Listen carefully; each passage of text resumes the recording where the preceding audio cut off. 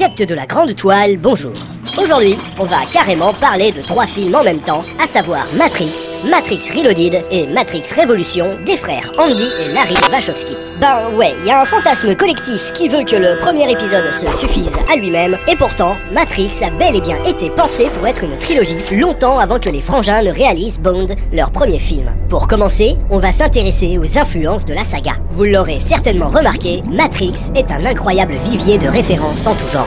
D'ailleurs, les détracteurs ont pour habitude de reprocher aux Wachowski d'avoir plagié sans vergogne le cinéma asiatique et principalement Ghost in the Shell de Mamoru Oshii. Bon d'accord, la pluie de code de Matrix est directement inspirée du générique de Ghost in the Shell, mais bizarrement, moi quand je regarde la trilogie, ça me rappelle plutôt un autre génie visionnaire du 7e art, James Cameron. Regardez plutôt.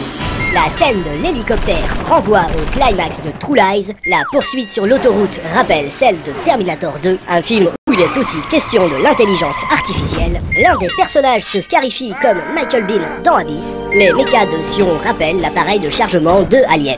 Mais dans Matrix, il y a des références à d'autres films américains. Par exemple, la fameuse pilule rouge ressemble beaucoup à celle que prend Schwarzenegger dans Total Recall, et le plan où Cypher trahit ses camarades ressemble comme 2 gouttes d'eau à un plan de Demolition Man. Il y en a encore qui croient que Matrix est un vague remake de Ghost in the Shell parce que ce jeu de référence ne s'arrête pas au cinéma. Si l'on regarde les noms des lieux ou des personnages, on se rend compte qu'ils sont tous à consonance mythologique, informatique ou historique. Prenons l'exemple de Monica Bellucci qui joue le rôle de Perséphone. Si vous recherchez qui était Perséphone dans la mythologie grecque, vous comprendrez un peu mieux son rôle dans Matrix. Eh oui, toutes ces références en pagaille ont un but narratif. Elles ne sont pas juste là pour témoigner de la cinéphilie ou de l'érudition des réalisateurs. Et ce ne sont évidemment pas des plagiats. Matrix est bourré de clins d'œil à ce que l'on appelle, non sans une once de mépris, la sous-culture. C'est-à-dire les comics, les jeux vidéo, les mangas, le cinéma de genre, etc., etc. En plus, les Wachowski vont mélanger tout ça avec des mathématiques, de la mythologie et de la philosophie. Le résultat pourrait être chaotique, mais pourtant Matrix est d'une incroyable cohérence, car les frangins ne font aucun jugement de valeur entre ces éléments pourtant très différents. Malheureusement, la science-fiction est souvent mise à mal par la critique, mais plutôt que de se positionner par rapport aux autres films de ce genre, les Wachowski ont réalisé un film qui réhabilite la SF et la sous-culture dans son ensemble aux yeux du public. Voilà, c'est tout pour aujourd'hui,